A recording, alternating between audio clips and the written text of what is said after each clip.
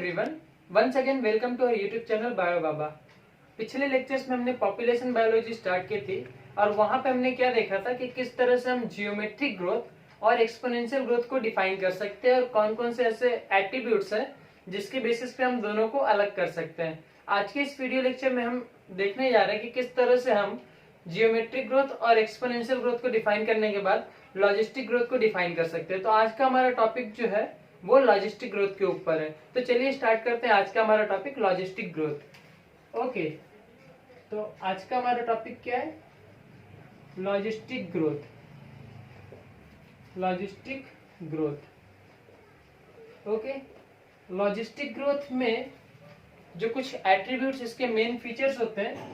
सबसे पहली बात कि ये एनुअल और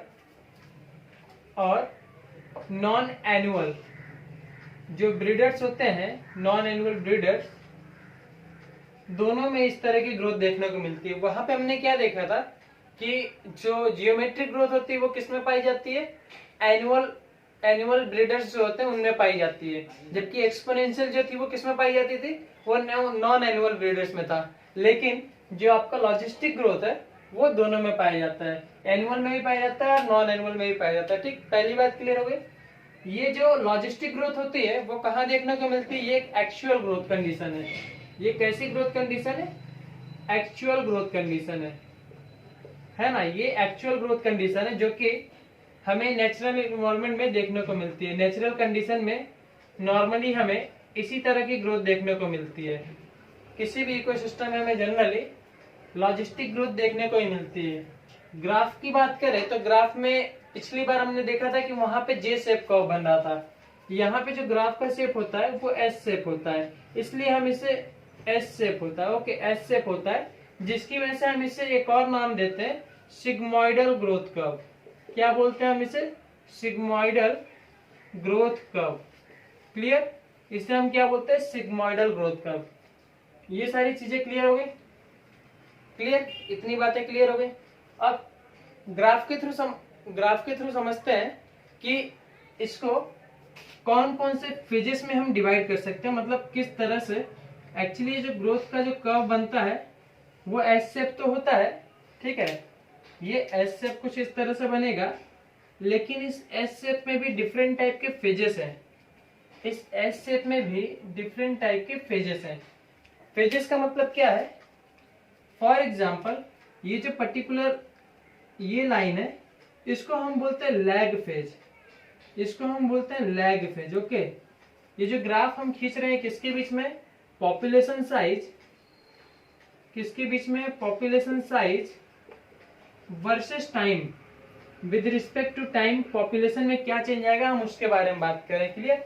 तो ये लैग फेज हो गया, इसको हम बोलते हैं लॉग फेज। इसको क्या बोलते हैं? Log phase. Okay, lag phase, log phase, and then इधर हमारा होता है एक्सपोनेंशियल फेज। क्या होता है? Exponential phase. ठीक, अभी हम डिस्कस करेंगे कि एक एक पॉइंट किसका क्या मतलब होता है। पहले आप नाम देख लीजिए। यहाँ पे लैग फेज हो गया, ये लॉग फेज हो गया, ये एक्सपोनेंशियल फेज हो गया। देन यहाँ पे हमारा हो जाएगा, यहाँ पे हमारा क्या हो जाएगा? Stationary phase. Stationary phase. Okay, इसको हम ऐसे ही रहने देते हैं। ये हो गया हमारा स्टेशनरी फेज। ओके, ये stationary phase. Clear? Stationary phase. तो ये कुछ डिफरेंट टाइप के स्टेजेस हैं जो कि ऐसे ऑर्गेनिज्म जो कि लॉजिस्टिक ग्रोथ दिखाते हैं उनमें ये डिफरेंट स्टेजेस हैं। ये इस तरह का क्या होता है, इस तरफ का इनके अंदर लाइफ के अंदर अलग अलग स्टेजेस आती हैं। एग्जाम्पल की बात करें अगर, तो सभी ऑर्गेनिज्म जो होते हैं क्या होते हैं? वो लॉजिस्टिक ग्रोथ मोस्टली दिखाते हैं। तो फिर उनमें क्या होता है कि शुरुआत में जो लैग फेज होती है वहां पे ग्रोथ रेट बहुत ही कम हो रहा है। अगर आप देखिए यहाँ पे ग्रोथ बिल्कुल नहीं हो रही है। ये पर्टिकुलर फेज में, यहाँ लॉग फेज में देखें, लैग फेज में देखेंगे तो सेल नंबर और सेल साइज बिल्कुल इंक्रीज नहीं कर रही है। लेकिन जब यहाँ पे आ रहे हैं तो इस पर्टिकुलर पॉइंट पे लॉग फेज पे अगर देखेंगे तो लॉग फेज पे क्या हो रहा है? ग्रोथ होना शुरू हुई है। ग्रोथ होना शुरू हुआ है। लॉग फेज कौन सा फेज है? जहां पे सीधे टर्निंग आती है और ये इतना क्विक होता है कि जैसे ही ग्रोथ इंक्रीज होना शुरू हुई तो वो तुरंत का तुरंत क्या हो जाएगा, रैपिडली ग्रो करने लगेगा, और रैपिडली ग्रो करने लगेगा तो उसे हम बोलेंगे एक्सपोनेंशियल फेज। इसलिए कई सारी बुक्स में क्या लिखा रहता है कि एक्सपोनेंशियल फेज और लॉग फेज दोनों सेम होता है, बट बेसिक डिफरेंस क्या है कि एक्सपोनेंशियल फेज में आने से पहले एक छोटा सा उठाव आता है। देखिए पहले यहाँ पे कोई ग्रोथ नहीं पाई जा रही थी, पहले इस पर्टिकुलर जगह पे देखिए यहाँ से कांस्टेंट तक कोई ग्रोथ नहीं पाई, फिर अचानक से यहाँ पे एक उठाव आया, मतलब कि डिवीजन शुरू हुआ, सेल्स डिवाइड करना शुरू हुई, तो इसलिए हम इसे बोले log phase, then exponential phase, और फाइनली क्या होगा, अब यहाँ से धीरे धीरे क्या होगा, ग्रोथ की रेट कम होने लगेगी। क्यों ग्रोथ कम होने लगी, अगर कोई सिस्टम है, किसी सिस्टम में, किसी कल्चर मीडिया में कोई बैक्टीरियल कल्चर या कोई और कल्चर जब ग्रो कर रहा है, तो जब मीडिया खत्म होगा, जब मीडिया का लेवल खत्म होने लगेगा कल्चर मीडिया, तो धीरे धीरे क्या होगा, ग्रोथ की रेट में कमी आएगी, है ना। तो फिर जाके क्या होगा, स्टेशनरी फेज आ जाएगा, और अल्टीमेटली क्या हो जाएगा, ग्रोथ जो हो जाएगी स्टॉप हो जाएगी, यानी डिक्लाइन हो जाएगा। ठीक, ये तो था हमारा क्या था कि ये लॉजिस्टिक ग्रोथ में जो सिग्मॉइड कर्व होता है, लॉजिस्टिक ग्रोथ में जो हमने बोला कि सिग्मॉइड कर्व होता है, हमने उसको डिफाइन किया। क्लियर। और इसी तरह से हमने देखा कि लॉजिस्टिक ग्रोथ के एट्रीब्यूट्स क्या होते हैं। तो आई होप कि आपको ये समझ में आ गया होगा कि जियोमेट्रिक ग्रोथ क्या होता है, एक्सपोनेंशियल ग्रोथ क्या होता है, और सिग्मॉइड और क्या लॉजिस्टिक ग्रोथ क्या होता है। ठीक, कॉन्सेप्ट यहाँ पे एक आता है कैरिंग कैपेसिटी का, यहाँ पे एक कॉन्सेप्ट आता है कैरिंग कैपेसिटी का, जिसको हम के से दिखाते हैं। ठीक है, के का मतलब होता है कैरिंग कैपेसिटी, के का मतलब क्या होता है, कैरिंग कैपेसिटी। ठीक है, लॉजिस्टिक ग्रोथ जब आप कभी भी पढ़ रहे हैं तो कैरिंग कैपेसिटी का कॉन्सेप्ट आएगा, आगे चल के यही कैरिंग कैपेसिटी का जो कॉन्सेप्ट है, लॉजिस्टिक ग्रोथ का जो कॉन्सेप्ट है, उसको हम कंपटीशन में यूज करेंगे, लोटका वोल्टेरा मॉडल में यूज करेंगे। ओके, तो चलिए देखते हैं पहले क्या होता है ये कैरिंग कैपेसिटी, कोशिश करते हैं इसको डिफाइन करने की, देन हम इक्वेशन देखेंगे कि किस तरह से हम लॉजिस्टिक ग्रोथ को डिफाइन सॉल्व कर सकते हैं। ठीक है, तो पहले कैरिंग कैपेसिटी का कॉन्सेप्ट को समझते हैं, इससे पहले इरेज करते हैं। ठीक,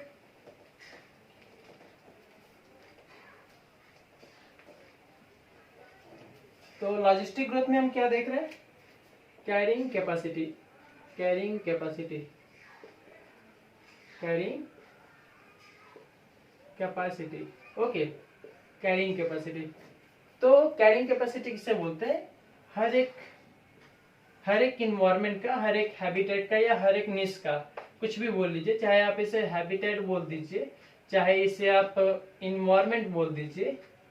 ओके, ठीक, तो होता क्या है कि सभी इन्वायरमेंट का एक पर्टिकुलर लिमिट है ना, क्या बोलेंगे, each and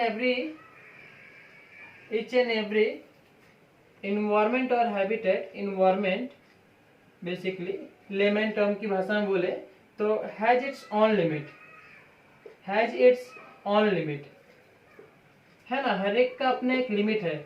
अगर उसके बियॉन्ड जाएंगे तो क्या होगा, व्हाट, अगर हम बियॉन्ड जाए तो, अगर उस लिमिट के बियॉन्ड जाए तो क्या होगा भाई, कोई भी सिस्टम होगा, सिस्टम क्या होगा, अगर कोई भी सिस्टम है, अगर हम उसके लेवल से, जितनी उसकी क्षमता है, अगर उससे बियॉन्ड जाते हैं तो क्या होता है, वो सिस्टम कोलैप्स कर जाएगा ना, वो सिस्टम क्या होगा, कोलैप्स कर जाएगा।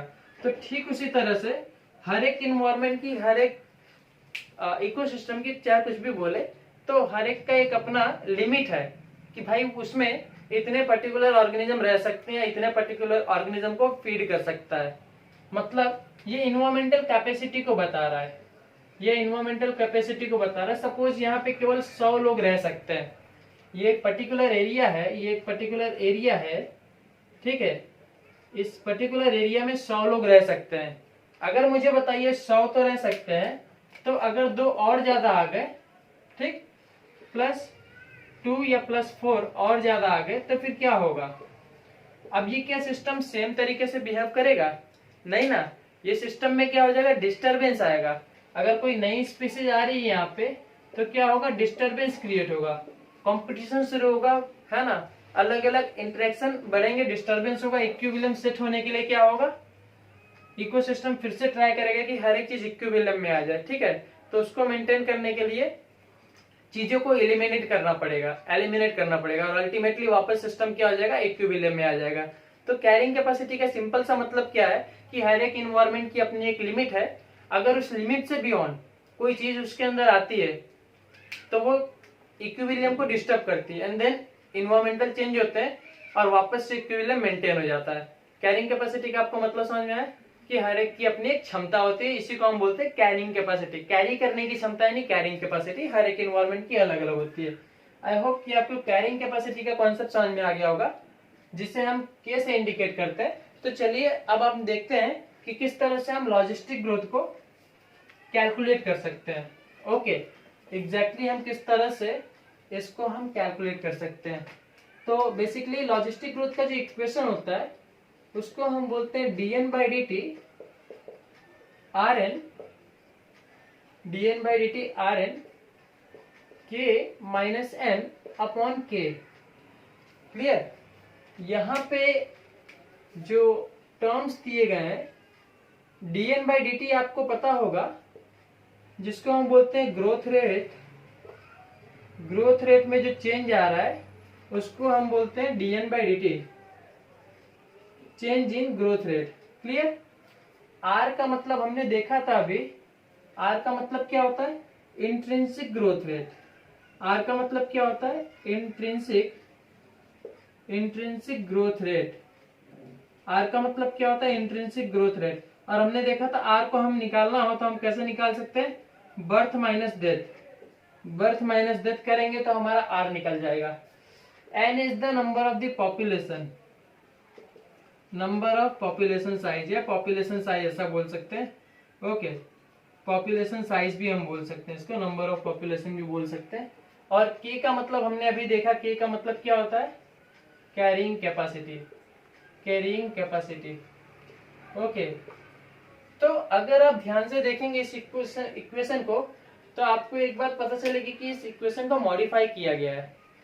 पहला हमारा जो इक्वेशन था, अगर आपको याद हो कि हमने क्या देखा था एक्सपोनेंशियल ग्रोथ में, dn by dt equal to Rn। dn by dt equal to क्या था, Rn। इस dn by dt equal to Rn जो कि हमने किसके लिए दिया था, एक्सपोनेंशियल ग्रोथ के लिए इक्वेशन दी थी। तो हमने क्या बोला था कि वहां पे जो ग्रोथ कंडीशन होती है वो आइडियल होती है। आइडियल का मतलब क्या, हमने बात की थी कि वहां पे किसी भी तरीके का इंटरफेरेंस नहीं है, फूड रिसोर्सेज बहुत ज्यादा अवेलेबल है, किसी तरीके की कोई कमी नहीं है, तो पॉपुलेशन वहां पे क्या होगा, आराम से ग्रो करेगा। लेकिन वो एक हाइपोथेटिकल केस था, है ना, वो एक हाइपोथेटिकल केस था। और यहाँ पे हमने क्या, लॉजिस्टिक ग्रोथ हमने बात की थी, हमने बोला था कि ये ऐसा ग्रोथ है जो कि लॉजिस्टिक ग्रोथ मतलब लॉजिकल ग्रोथ, जो एग्जैक्ट ग्रोथ होता है उसकी बात करता है ना। तो इसलिए क्या होगा, इस सबसे पहले ग्रोथ को ऐसा माना जाता था, इस फॉर्मूले पे कंसीडर किया जाता है। देन बाद में कैरिंग कैपेसिटी का कॉन्सेप्ट आया तो उसको हमने यहाँ पे इंट्रोड्यूस कर दिया, है ना। कैरिंग कैपेसिटी ये किसी इन्वायरमेंट की कितनी कैरिंग कैपेसिटी है माइनस कितनों को वो फीड कर सकता है। ठीक है, मतलब भाई सपोज यहाँ पे 500 होगा, इसके 500 है तो 500 में से ये 400 को फीड कर पा रहा है, तब तो सिस्टम क्या रहेगा, इक्विलिब्रियम में रहेगा। Suppose total number of the individual 400 है और ये इसकी कैरिंग कैपेसिटी 500 है, तो मतलब क्या, कैरिंग कैपेसिटी ज्यादा है, तब तो भाई वो इंडिविजुअल पूरा का पूरा इकोसिस्टम सही से मेंटेन रहेगा, इंडिविजुअल ग्रो करेगा आराम से। लेकिन जहां कैरिंग कैपेसिटी से ऊपर गया तो डिस्टर्बेंस शुरू हो जाएगा, है ना, कंपटीशन शुरू होगा, अलग अलग डिस्टर्बेंस आ जाएगा, तो वापस से इकोसिस्टम अपने आप को इक्विलिब्रियम में लाने के लिए कोशिश करेगा। ठीक, तो ये था हमारा लॉजिस्टिक ग्रोथ का कॉन्सेप्ट और कैरिंग कैपेसिटी का कॉन्सेप्ट। आई होप कि आपको ये वीडियो लेक्चर समझ में आया होगा, और अगर आपको कोई भी प्रॉब्लम है तो आप हमें कमेंट सेक्शन में बता सकते हैं। Thank you, thanks for watching.